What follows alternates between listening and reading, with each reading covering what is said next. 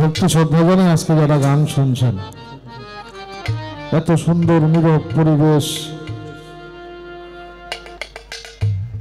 আপনাদের প্রশংসা করে শেষ করা যাবে না। আমরা টাঙ্গাইলের মানুষ বাংলার যেই জায়গায় যাই, বিশেষ করে আমরা টাঙ্গাইলের শিল্পী যারা তারাও ধন্য। বাংলাদেশে যত বাউল যে যে জেলাতে আছে, আমরা টাঙ্গাইলের পরিচয় দিলেই তারা একটা কথা আমাদেরকে বলে,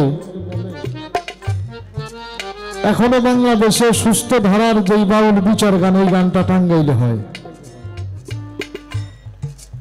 যারা বাহিরে থেকে আসে তারা এই কথাটাই বলে, সুস্থ ধারার বাউল গান এটা এখনো টাঙ্গাইলে হয়। আর এটা আমাদের এই পরিবেশ দেখলেই বোঝা যায়, কারণ আমার টাঙ্গাইলে এরকম একটা বিষয় আছে। আমার মনে হয় টাঙ্গাইল ডিস্ট্রিক্টে যতগুলো আল্লাহর ওলি আছে, বাংলার অন্যান্য জেলায় আল্লাহর এত ওলিরা জায়গা নেই। টাঙ্গাইলের মাটিটাই অলিদের ঘাঁটি, আর তাদের সহব্বত মহব্বত আমার মনে হয় প্রত্যেকটা মানুষের হৃদয়ে।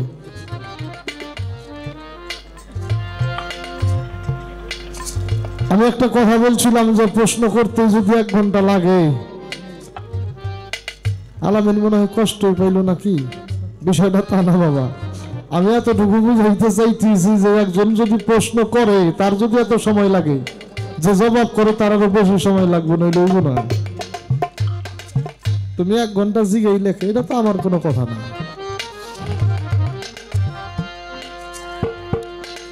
একটা প্রশ্ন করেছিলাম যে তোমার বাড়ি দেওয়া যায় না কেন?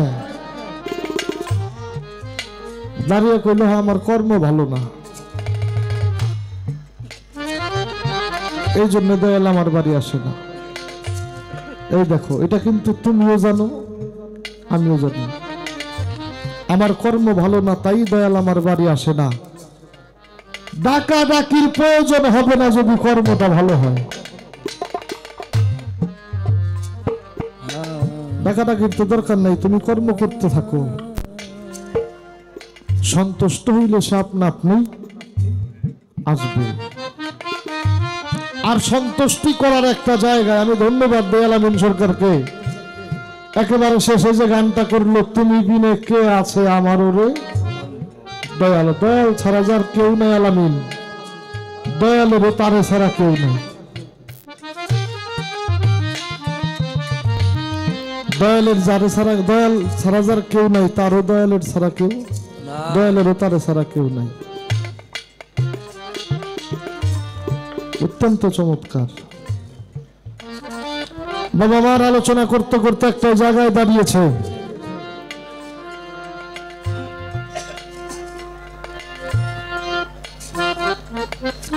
মুজাদ্দেদ আল ফসানি রহমাতুল্লাহ আলাইহি, আমাদের মুজাদ্দিয়া তরিকার যিনি মূল মাশায়েখ, উনি ভক্তের আদবের কথা বলেছে কি, কখনো যেন তোমার পীরের ছায়ার উপরে তোমার শরীরের কোনো অঙ্গ না পড়ে, বদল হবে। পীরের আগে কখনো হাঁটা যাবে না।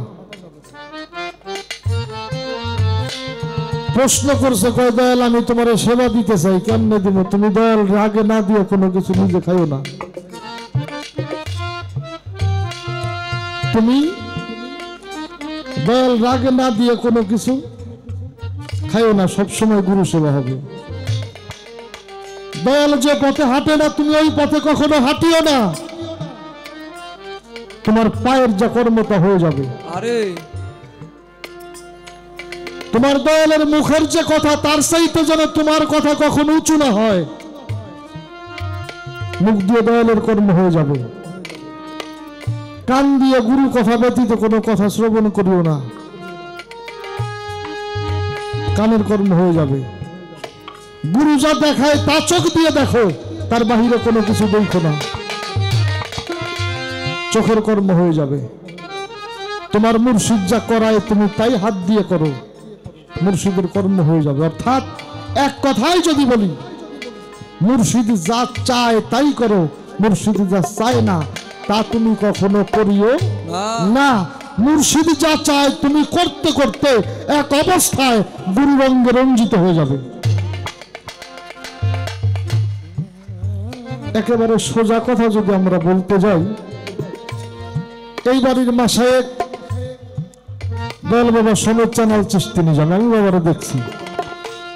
হ্যাঁ, বর্তমান গদিনিসীন আমার ইমরান চান। আচ্ছা, সোমেশ বাবা ইমরান চান্দ্র দায়িত্বটা দিয়ে গেছে না? হ্যাঁ, আমি একটা জানা কথা বলি। আমি হঠাৎ করে ইমরান চাঁদের সাথে কথা বলতে বলতে বললাম যে ভাই এরকম দাড়ি গোপ নিয়ে এরকম একটা পাগলের হালকা আপনার মনে আছে কিনা? উনি আমার বলছিল এগুলো তো আমার কোনো ইচ্ছা না, আমার সোমেশ চান কেন যেন চাইলো, এগুলি তার অনুমতিতে রাখা, ভাই আমারও কিছু করেন না।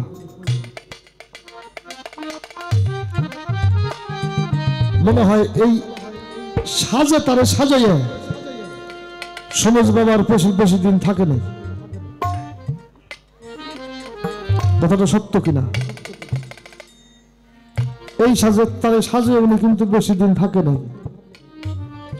একটু লক্ষ্য করলেই সে তার মতো তারে সাজাইয়া নিজেরে তার মধ্যে বুঝাই দিয়া মানুষটা ঘুমাই আছে, এখন যা করবে আমার ইমরান করবে।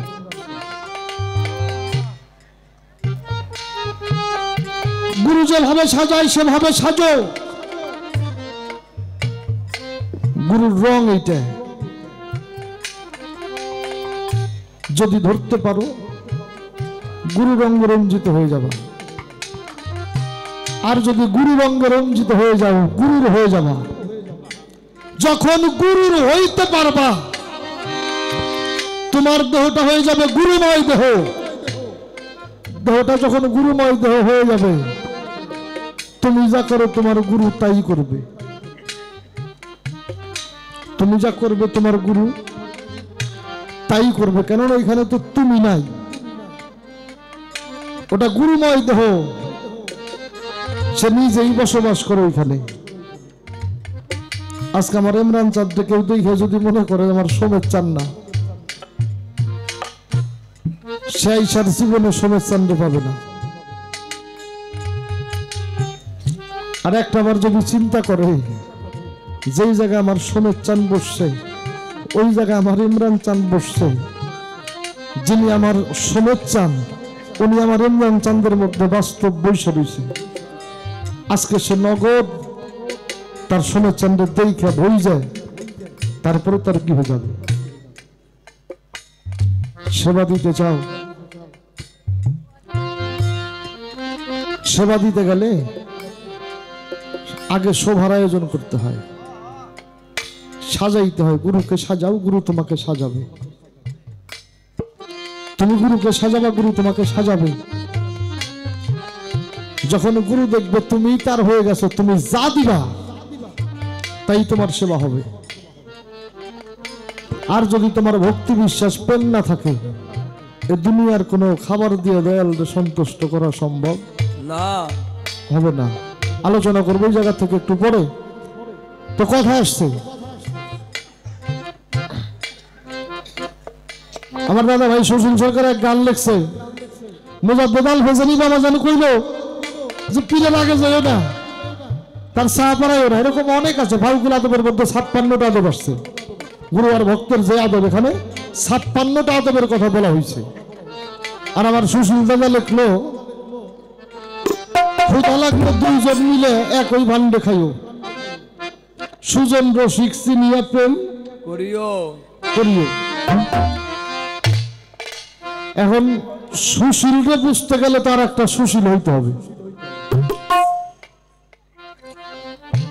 আমরা যদি সুশীল সরকারকে বুঝতে যাই তাহলে আমার আর একটা সুশীল হইতে হবে, নইলে সুশীল যা বলছে এটা বোঝা সম্ভব না। না, কেন সুশীল হইতে হবে? উনি বলছে সুজন রসিক বুঝিয়া প্রেম করিও। যিনি সুজন হয়, রসিক হয়, ও যখন প্রেমিক হয়, প্রেমের মধ্যে তো কেউ ছোট বড় থাকে না। এই যে কিছুক্ষণ আগে যেটা হয়ে গেল, কেউ ছোট বড় ছিল? কার গায়ে ভালো পোশাক, কার গায়ে মন্দ পোশাক, কেটা পাগল, কেটা ভালো মানুষ, কেটা ধনী, কেটা গরিব, এই বাস বিচার আমরা করছি। এখানে কেউ ছোট বড় না। যদি সুজন হও, রসিক হও, অবশ্যই অবশ্যই এক প্লেটে বসে খাবার খাইবে। এখন এর আর একটা তাৎপর্য আছে বাবা, কয় যে আমার মন বাধ্য হয় না, এটা কথা বলছে না। এই যে কি না না জেনারেট, অপারেট, ডিস্ট্রয়, সৃষ্টি হয়, এখানে রক্ষা হয়, এখানে ধ্বংস হয়। আমি যেন ধ্বংস হইতে হইবে না, তুমি খালি ধ্বংসের কাছে যাবা না, তাই হইবে না। এখানেই কিন্তু তার কথা শেষ না। রশি সরকারের একটা গান আছে, গানের মধ্যে যে কত বড় একটা বিষয় লুকায়িত। এই গানটার মধ্যে বাংলার ভাবুক লেখলেন, কিসে বাধ্য করি কান্মদন আমার পাগল মন। কিসে বাধ্য করি কান্মদন, এই গানটার মধ্যে লেখছে সব কামেরই লক্ষ্য আছে, আমার কামের ভাব কি মরে গেছে, আমারে কেমন করে করতে কও সাধন। সিঙ্গারে মজা না পাইলে লাভ কি আছে বৃষ্টির জলে, মজা নিলেই হয় আমার মরণ। কিসে বাধ্য করি কাম মদন, মদনকে যদি বাধ্য করতে চাও তোমার মনকে বাধ্য করতে হবে। মনকে যতক্ষণ বাধ্য করা সম্ভব না ততক্ষণ মদন বাধ্য হবে না। মন কয়টা? একটা। মন যদি একটা হয়, আচ্ছা এক মন জিনিস মাপতে কয় মন জিনিস লাগে? এক মন জিনিস মাপতে কয় মন জিনিস লাগে? হ্যাঁ, আমরা বলবো যে এক মন জিনিস মাপতে এক মন জিনিস লাগে না বাবা, এক মন মাপতে গেলে 3 মন জিনিস লাগে। এক মন জিনিস যদি মাপতে চান তাহলে 3 মন জিনিস লাগবে। এক মন হইল মাল, আর এক মন হইল পাথর, আর আপনার হইল মন। পাথর আছে, মাল আছে, কম বেশি হয়েছে, মনে যতক্ষণ ঠিক না দিবে ততক্ষণ এক মন ঠিক হবে না। হবে কি?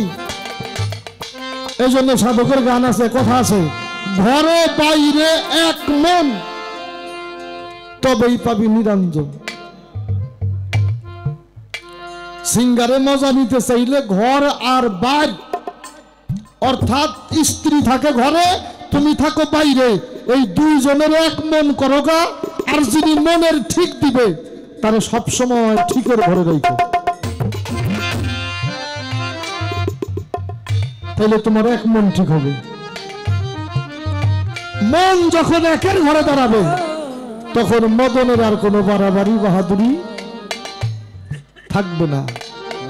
যখন মদনের বাহাদুরি থাকবে না তখন তোমার আর মদনের অত্যাচার সইতে হবে না। যতক্ষণ ওই 3 মন 1 মন না করতে পারবা ততক্ষণ মন ঠিক করতে পারবা না। এই জন্য সুশীল সরকারের কথাটা তুমি এইখানেও নাও, ক্ষুধা লাগলে গুরু ভক্ত একই ভান্ডে খাইও, সুজন রসিক বুঝিয়া প্রেম করিও। একই কথা, দুইজন এক মন হইলে একই ভান্ডে খাইও, রসিক বুঝিয়া প্রেম করিও। তুমি যখন রসিক হবে, যিনি রসের নাগর সে তোমার সামনেই থাকবে, দেখবে তুমি যা করবে সেও তাই করবে। তুমি খাইলে সে খায়, তুমি ঘুমাইলে সে ঘুমায়, তুমি দেখলে সে দেখে, তুমি যা চাও সেও তাই চায়, তার বাইরে আর কোনো কিছুই হয় না। আগে মনের ঘরে ঠিক করো গা, সব ঠিক হয়ে যাবে।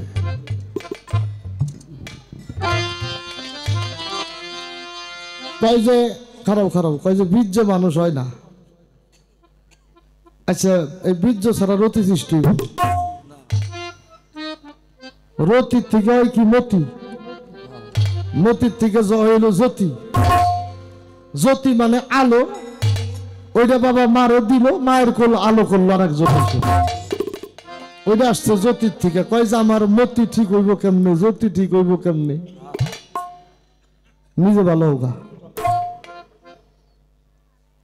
নিজে ভালো হইলে সব ভালো হইব। নিজে যতক্ষণ ভালো হইতে পারবা না,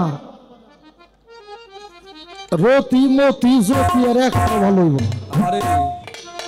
একটা গান আছে না, সোতে গা ঢোলে দিয়ে যা, সোতে গা ঢোলে দিয়ে যা, রাগে দিয়ে যা বুঝে, শুদ্ধ রাগে ডুবে থাকবে আমার মন, শুদ্ধ রাগে ডুবে থাকবে আমার মন।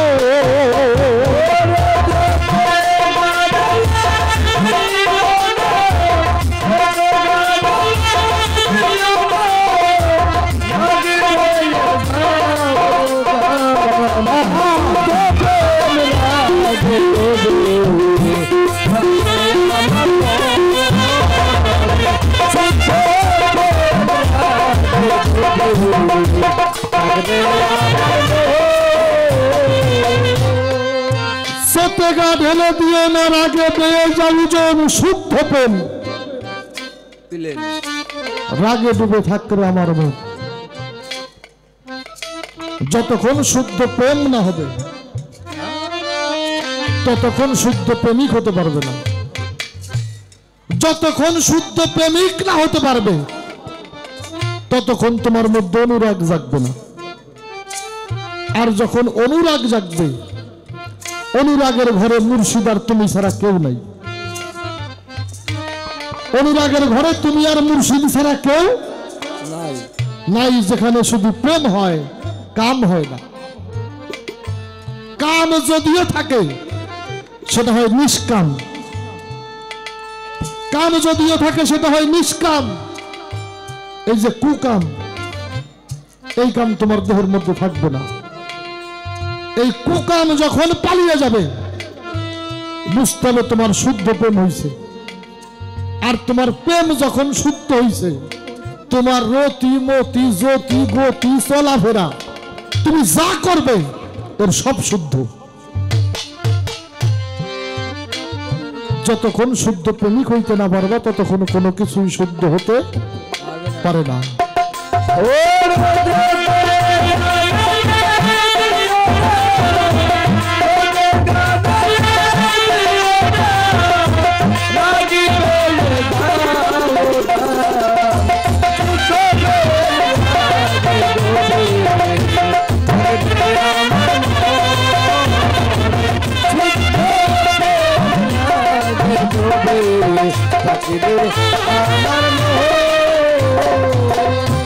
নিভাইয়ে মদন জ্বালা অহিমন্ত জলে করগা খেলা, নিভাইয়ে তোর মদন অহিমন্ত করগা খেলা, উভয় বিহার ঊর্ধ্বতলা, উভয় বিহার ঊর্ধ্বতলা। এইটা প্রেমের লক্ষণ, এইটাই প্রেমের লক্ষণ। ওরা শুদ্ধ প্রেম রাগে ডুবে থাকরে আমার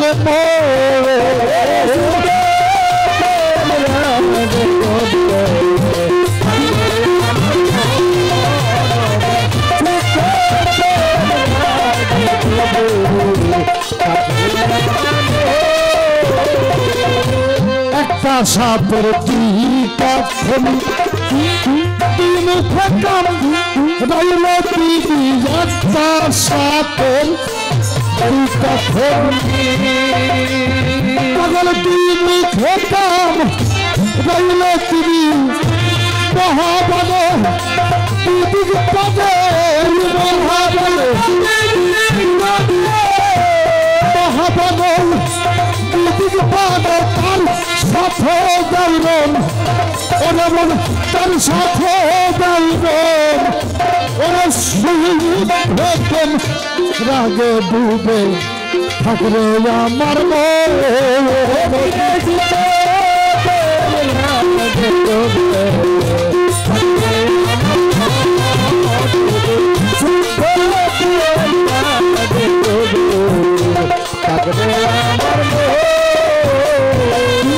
মহার অশ্বিত কমলে তুমি সিংহারে নলকা তুল মহারস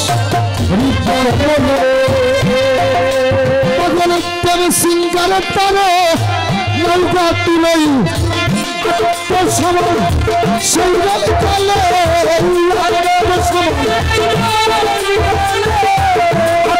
সমান সেই কালে কই ফকির লালন ওরে শহীদ হতে রাগে ডুবে থাকবে আমার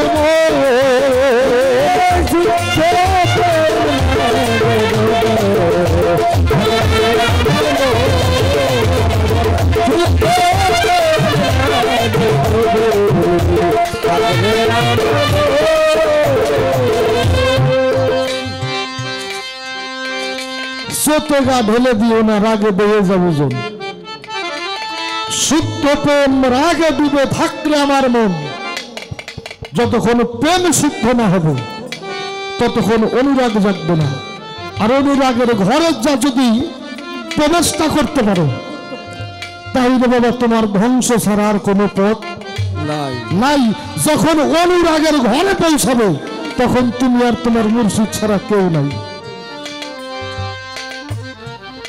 তখন তুমি তোমার মুর্শিদ ছাড়া কাউরে পাবা না আচ্ছা ওনার সাথে প্রেম হয় না কাম হয় প্রেম মুর্শিদের সাথে প্রেম হয় না কাম হয় মুর্শিদের সাথে কখনো কাম হয় না তার সাথে হয় প্রেম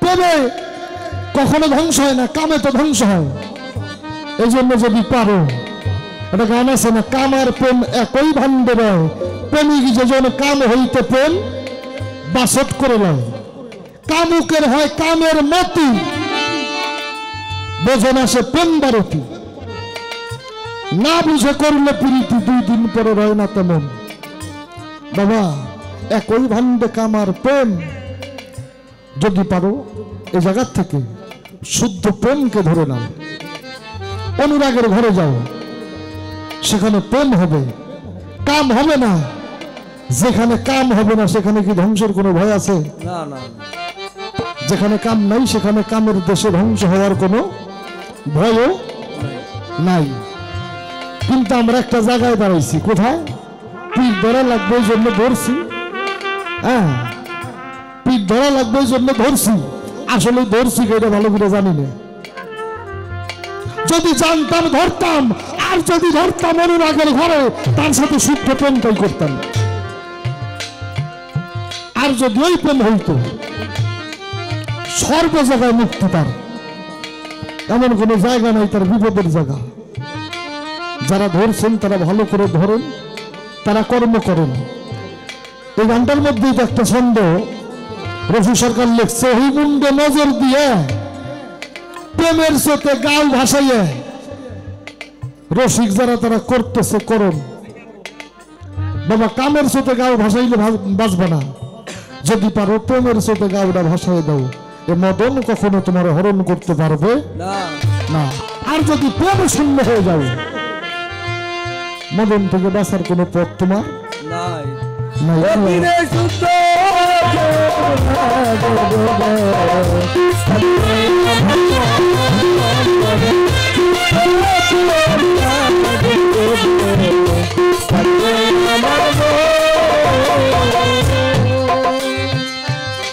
একমাত্র প্রেমই মুক্তি প্রেম ছাড়া মুক্তির কোনো পথ নাই একটা গান তার অনেক কথার জবাব বলা বক্তব্য যেটা আসে তাই আমি তোমার সেবা দিতে চাই দাও না করলো কে কিন্তু হবে না কেন এই যেখানে একটা শব্দ আছে এখানে একটা শব্দ আছে, এই যে আমি তোমারে, আমি একজন তুমি আর একজন। আমি হইলাম একজন আর তুমি হইলে আর একজন। মাঝখানে যতক্ষণ এই দেওয়ালটা আছে ততক্ষণ আমি তোমার কেউ না, তুমি আমার কেউ না। এই দেওয়ালটা যদি উঠাইতে পারো সেদিন তুমি নিজেই তো সেবা হয়ে যাবে। কেমন সেবা হবে জানো? দুনিয়ার কোনো খাবার দিয়ে দয়ালকে খুশি করা যাবে না। কিছু কিছু ভক্ত যখন সামনে আসে ওরা দেখার পর আর দুনিয়ার কোনো কিছুই ভাল লাগে না, খালি ওরাই ভাল লাগে, খালি ওরাই ভাল লাগে। ও আসছে, আমার সব পাওয়া হয়ে গেছে, ও নিজেই সেবা হয়ে গেছে। হয়ে গেছে কে জানো? ওই যে মাঝখানের দেওয়াল উঠাইয়া ও তো নিজেই তার হয়ে গেছে। যারে সবচেয়ে বেশি চায়, যা চায় দয়াল, যা চায় তাই তো সেবা। দয়াল তো কিছুই চায় না, দয়াল চায় শুধু তোমারে, দয়াল চায় শুধু তোমারে। তোমার মধ্যে যেন এই যে আমার নামের যে দেওয়ালটা এইটা না থাকে। আর এখানে পৌঁছাইতে গেলে যা করতে হয় জানো বাবাজি, আমরা বেশি দূরে না যাই, যে আমাদের সিরাজগঞ্জ ইউনুস বাবা, এনায়তপুর একটা দরবার আছে না, খাজা ইউনুস বাবা। সারা বাংলাদেশেই তো খাজা ইউনুস বাবার ভক্ত আছে না? ওনার এক ভক্ত নাম হলো মফিজ, বাড়ি হলো যমুনার পরে। এই দরবারটাও তো যমুনার পরে। এই মফিজ হইল 350 বিঘা জায়গার মালিক। তার সমস্ত জায়গা জমি তার বাড়ির চারিপাশে। হঠাৎ করে একদিন ইউনুস বাবা এক ভক্তরা পাঠাই দিল, যাও মফিজের এই মুহূর্তে দরবার আসতে বলবা। তো ভক্ত গেছে, যাই বললো, ভাই বাবা তোমার এই মুহূর্তে দরবারে যাইতে বলছে। আর দেরি করে নেই, বাবা যাইতে বলছে। গেছে দরবারে, যাই দেখে খাজা ইউনুস বাবা উনি একটা চেয়ারের মধ্যে বসে রয়েছে। যাইয়া ভক্তি গিয়ে বললো, বাবা আপনি আমার আসতে বলছেন কেন? বললো, তুমি আমার কাছে বায়াত হয়েছে। কহ বাবা, তুমি বায়াতের অর্থ জানো? বলে জানি। বলে কি? বায়াত মানে বিক্রি হয়ে যাওয়া। এই পানেলাই, বায়াত মানে বিক্রি হওয়া। তো তুমি আমার কাছে কি বিক্রি করছো? একবার বলেছে, বলে দয়াল আমার বলতে যা কিছু আছে সবই তো আপনার চরণে বিক্রি করে দিছি। ডাক দিয়ে বলছিল, 350 বিঘা জায়গার মালিক তুমি, এর 1% জায়গা আমি সিগনেচার দিয়ে বেচতে পারবো না। পারবে কোনো দয়াল ভক্তের জায়গা বেচতে? সব আমারে দিছ, কিন্তু তোমার 1 ডিসিমাল জায়গাও আমার সিগনেচারে বিক্রি হবে না। বললো, বাবা কি বলতে চান? ডাক দিয়ে বললো, তোর ঘর বাড়ি সহ 350 বিঘা জায়গা 1 সপ্তাহের মধ্যে বিক্রি করে যে কয়টা টাকা হয় আমার দিয়ে দিবি। কথাটা শুনে মাথাটা নিচু করে হাঁটতে হাঁটতে বাড়ির দিকে যাইতেছে। মনে মনে ভাবে 350 বিঘা জায়গা বাড়ি বিক্রি করে দয়ালকে টাকা দিয়ে দিল। আচ্ছা বাবা, 350 বিঘা জায়গার মালিক যেই মানুষটা কোনো ফৌজনির সাহেল বিয়ে করছে না, তার একটা চিন্তা মাথায়, এটা আমার ঘরের স্ত্রী মানবে কিনা? এই যে সবকিছু বিক্রি করবো, এটা আমার স্ত্রী মানবে কিনা? হাঁটতে হাঁটতে বাড়িতে যায়, হাঁটতে হাঁটতে বাড়িতে যায়, উঠানের মধ্যে মাথাটা নিচু করে দাঁড়িয়ে রয়েছে। চোখ দিয়ে ঝরে পানি পড়ে। স্ত্রী ঘর থেকে খেয়াল করছে, মফিজ উঠানের মধ্যে দাঁড়ায় দাঁড়ায় কাঁদে। ঘর থেকে বেরিয়ে এসে জিজ্ঞেস করলো, পাগল